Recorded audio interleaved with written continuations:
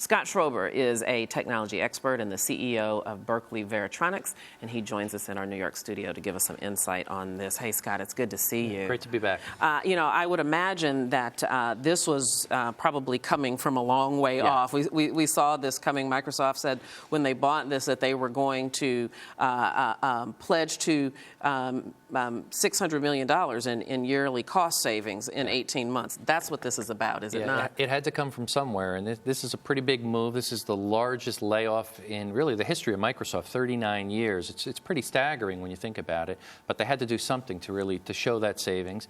And certainly they've got a young, ambitious leader in contrast to maybe the days of Ballmer or Gates or others when you look at it. So he's making changes, and I think it's for the better. You do think it's for the better? I do so, yeah. I certainly do, and certainly the stock will reflect it. I think it is now, and it will certainly more in the future. But change needs to be done. If you look at it, what are they trying to do? They're trying to compete with the likes of Apple and Samsung.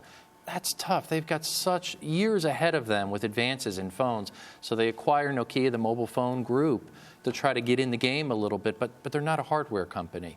Really, what is Microsoft known for? We all know it for Windows software. It's a software-based company.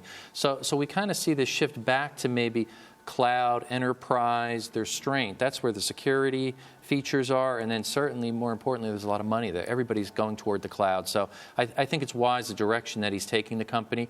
And again, getting rid of some of the fat. You've got a lot of duplication with this group here, the international group. About 12,500 of the jobs are really from the international group outside of the U.S. So he's making wise decisions, I feel. And do you feel like the investors agree with you that this is the right thing? I think so. I think so, because somebody's going to look at the company as a whole. Microsoft is so big, what's it, 130,000 employees pre-layoff. That's a lot of employees. They've got layers of management. So when they trim all that out and refocus on what their core business is and what the future is, which certainly I feel is cloud, they're going to be a strong player or contender in that field for sure. Is this the wave, or is this the first wave, perhaps, and maybe more cuts to come, do you think?